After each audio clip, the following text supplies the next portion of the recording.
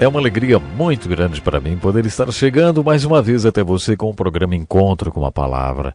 Através deste empolgante curso, já estudamos todos os livros do Velho Testamento. Foram 180 programas. Agora estamos estudando o livro histórico do Novo Testamento, que é o livro de Atos. Pegue sua Bíblia, estude conosco, vamos lá. Através do livro de Atos, estamos estudando as marcas visíveis da igreja invisível. Como podemos saber se a igreja local a qual pertencemos é continuação da igreja do livro de Atos? Atos é o livro da história da primeira geração da igreja. Você está lembrado que em Mateus 16 Jesus prometeu que as portas do inferno não prevalecerão contra a igreja? No último programa aprendemos que uma das marcas da igreja invisível é o ensino. A próxima marca é a comunhão. E eis uma das falhas da igreja hoje. Num típico domingo de escola dominical, às 10 horas, o pastor, todo cheiroso, de terno, gravata, começa a pregar. A igreja também, toda cheirosa e em roupas de igreja, ouve o sermão. Então, depois de ouvirem o sermão, os membros da igreja saem comentando: "Puxa, que sermão bom!" E a coisa para por aí até o próximo domingo, quando todos voltam para mais um culto. Pode ser também que eles assistam o culto pela televisão, porque aí nem precisam se dar ao trabalho de interagir com o pastor ou com os outros membros. As pessoas parece que não querem comunhão. Mas, no livro de Atos, os apóstolos acreditavam que as pessoas na igreja deveriam interagir umas com as outras. De onde eles tiraram essa ideia? Talvez de Jesus, quando ele disse: "Venham e verão." Jesus convidou os discípulos para viverem com ele, para que eles vissem como ele vivia. Vimos isso quando estudamos o primeiro capítulo de João. Os convertidos do dia do Pentecostes tinham comunhão com os seus professores e os apóstolos. A palavra grega para comunhão é koinonia. Sam Schmaker, teólogo americano de Pittsburgh, dizia que comunhão é como dois colegas num mesmo barco. Quer dizer que comunhão é estar no mesmo barco com a outra pessoa, é ter uma parceria, um relacionamento que envolva compromisso. Os apóstolos tinham isso com Jesus, eles tinham comunhão com o Mestre. Lemos no livro de Atos que quando os apóstolos iniciaram o ensino com aqueles que tinham se convertido, mantinham-se unidos e tinham tudo em comum. Esta é mais uma marca da Igreja Universal Invisível, a comunhão. A adoração é a quarta marca da Igreja Invisível. Todos continuaram unidos no ensino dos apóstolos, na comunhão e no partir do pão, quer dizer, na Eucaristia ou a mesa do Senhor, a Santa Ceia, a ordenança que Jesus deixou para que os apóstolos se lembrassem dele e o adorassem. Jesus disse: "Isto é o meu corpo dado em favor de vocês. Façam isto em memória de mim. Este cálice é a nova aliança no meu sangue, derramado em favor de vocês." Os primeiros cristãos se reuniam em koinonia e adoravam a Deus, cumprindo a ordenança da mesa do Senhor.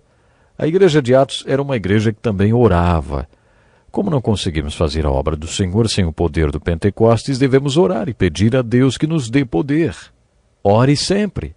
Se é verdade que você não é, mas Ele é, que você não pode, mas Ele pode, então você deve orar continuamente pedindo poder a Deus.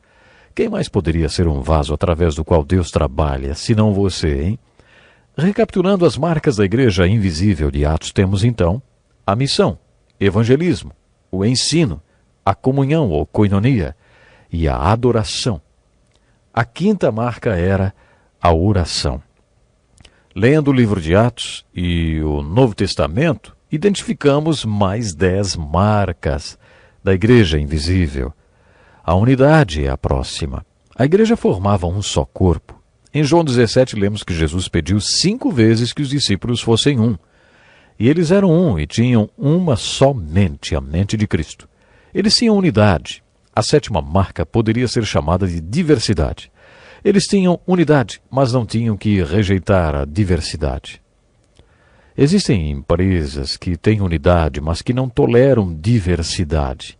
Esse não é o conceito bíblico de unidade. isto é, uniformidade. Muitas organizações alegam possuir essa unidade e abrem suas portas para que outras pessoas façam parte delas. Mas só que essas pessoas não podem ser diferentes. Elas têm que sacrificar aquilo que é o único nelas para poderem fazer parte daquela unidade. Mas a igreja do Novo Testamento tinha unidade com diversidade. Havia mais uma característica, a pluralidade. Essa é a 8ª marca da Igreja Invisível. As igrejas locais do Novo Testamento sempre tinham pastores, no plural, nunca um único pastor. O conceito de um só pastor na igreja não é bíblico. Havia sempre mais de um pastor, plural, isso mesmo, pastores. Uma pluralidade de pastores. Todo o trabalho da igreja do Novo Testamento era de responsabilidade de todos os membros da igreja. Havia pluralidade nesse sentido, uma pluralidade sadia. O conceito de que a igreja deva ter profissionais no seu trabalho, isso tem tornado a igreja deficiente. As pessoas preferem pagar para um profissional se envolver na obra. Sabe, a igreja perde muito com isso. A igreja do Novo Testamento tinha uma pluralidade de liderança que entendia que o trabalho da igreja é responsabilidade de toda a igreja.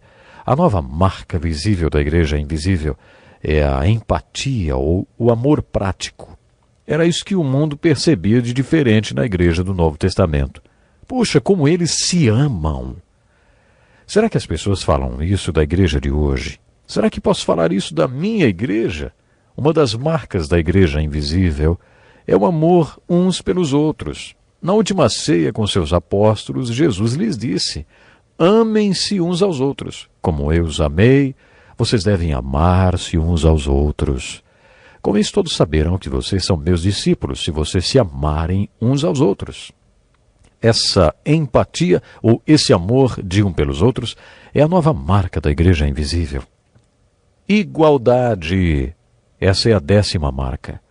As Escrituras pregam a igualdade absoluta dos diferentes membros do corpo de Cristo. Muitas mulheres acham que a Bíblia, de forma geral, mas principalmente as cartas de Paulo, subestimam a mulher. Já tive a oportunidade de visitar grupos e culturas primitivas. E sabe o que eu vi? Eu já vi uma mulher num chiqueiro amamentando o filho num peito e um leitãozinho no outro. Em outras culturas, os homens não cogitavam dormir com suas mulheres, mas dormiam com os porcos. Alguns interrompem o trabalho da mulher no campo o tempo suficiente para ter uma relação sexual com ela, mas não a consideram igual a eles. Os homens sempre exploraram o fato de serem fisicamente mais fortes do que a mulher. Existem homens que consideram a mulher como sua propriedade ou a sua escrava. Temos visto missionários e tradutores da Bíblia levarem o ensino da palavra para essas culturas. Depois que o povo aprende a ler a Bíblia e se converte, uma das primeiras coisas que acontece é a elevação da mulher dentro da comunidade. Eles aprendem com a Bíblia que homem e mulher têm o mesmo valor. Todos os membros do corpo são iguais. Por isso a empatia e a igualdade são características desse corpo de crentes em Jesus chamado igreja. Se uma parte da igreja está sofrendo em algum lugar do mundo, todo o resto do corpo deveria se angustiar e sofrer. Eu tentei jogar futebol quando estava na faculdade. Uma vez durante o jogo, ajeitei a bola no campo para cobrar uma lateral. Só que quando chutei a bola, que estava sobre uma grande pedra enterrada no campo, chutei a ponta daquela pedra junto e com toda a minha força. Na mesma hora, meu pé inchou dentro do sapato. Arrastaram-me para fora do campo e me levaram para o hospital. O dedão do meu pé estava triturado até a sua junta. Ah, que dor horrível! Enquanto eles cuidavam do meu dedão, eu tinha dores fortíssimas no estômago.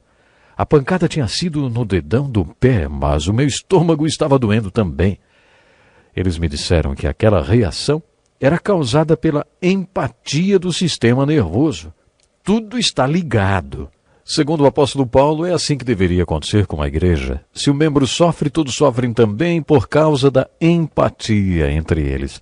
É assim que deveria ser com a igreja local. Busque na sua igreja local essas marcas visíveis de que a igreja de Jesus Cristo está edificada no meio dos que creem. Procure pelo evangelismo. o cumprimento da grande comissão.